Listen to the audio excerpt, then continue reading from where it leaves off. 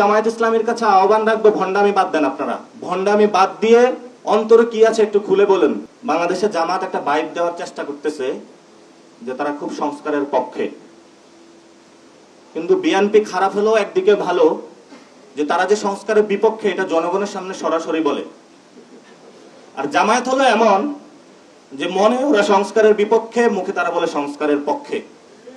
আমরা এখনো সুপারিশমালার কোনো সমাধান করতে পারি নাই, প্রস্তাব আমরা একে নাকি দুয়ে যাবে সেই বিষয়ে সমাধান করতে পারি নাই, আদেশের বিষয়ে কোনো সমাধান করতে পারি নাই। তারা নতুন করে মার্কেটে নিয়ে এসেছে গণভোট। গণভোট হবে, গণভোট হলে তো জামাত যে পার্লামেন্টে 300 সিট পেয়ে যাবে সেটা তো আর বাংলাদেশে হচ্ছে না। আমরা আগেও বলেছি, গণভোটে যদি হ্যাঁ জয়যুক্ত হয় এটা তো বাংলাদেশের জনগণের জয়যুক্ত হবে, এটা তো জামায়াত ইসলামের জয় হবে না। এজন্য আমরা জামায়াত ইসলামীর কাছে আহ্বান রাখবো, ভণ্ডামি বাদ দেন। আপনারা ভণ্ডামি বাদ দেন। ভণ্ডামি বাদ দিয়ে অন্তরে কি আছে একটু খুলে বলেন।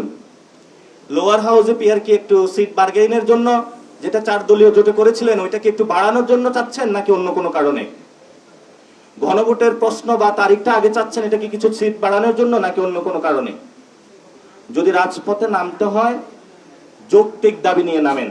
তারা জনগণকে বুঝাতে চাচ্ছে যে আমরা হলো বিএনপির অ্যান্টি, বাংলাদেশকে নতুন একটি জায়গায় নিয়ে যেতে চাই। কিন্তু আমরা মনে করি যে জামায়াত এবং বিএনপি নিজেদের মধ্যে আন্ডারস্ট্যান্ডিং করে ইলেকশনে সিট ভাগাভাগি করতেছে, এবং সেখানে তারা জামায়াত প্রশ্ন নিয়ে এসেছে লোয়ার হাউসের পিয়ার, বিএনপি প্রশ্ন নিয়ে এসেছে নোট অফ ডিসেন্ট। এগুলো নিয়ে তারা সরকারের সাথে বার্গেইন করতে চায়। কোথায় ডিসি নিয়োগ দিবে, কোথায় এসপি নিয়োগ দিবে।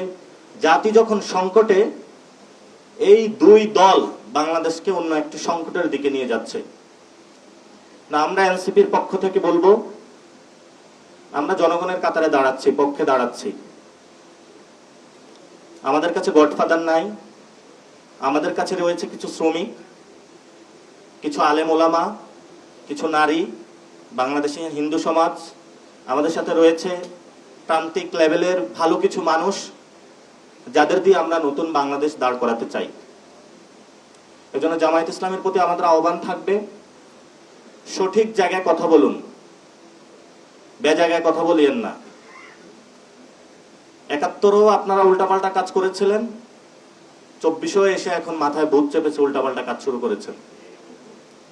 এজন্য জামায়াত ইসলামীকে আমরা বলবো, গণভোট নিয়ে জনমনে আতঙ্ক সৃষ্টি না করে সংস্কারের জন্য নোট অফ ডিসেন্টের প্রক্রিয়াগুলো কিভাবে আমরা একটি সমাধানে পৌঁছতে পারি, আদেশটা কিভাবে জারি করা যায়, ডক্টর ইউনূস শহীদ মিনারে কখন এসে জারি করবেন, সেই বিষয়ে আপনাদের দাবি তোলা উচিত। আমরা এনসিপির পক্ষ থেকে মনে করি জামায়াত যে দাবিগুলো তুলতেছে, লোয়ার হাউসের পিয়ার এবং গণভোটটা আগে দেওয়া, এগুলো হলো জামাতের বন্ডামি, এগুলো হলো কিছু সিটের বার্গেইনের জন্য।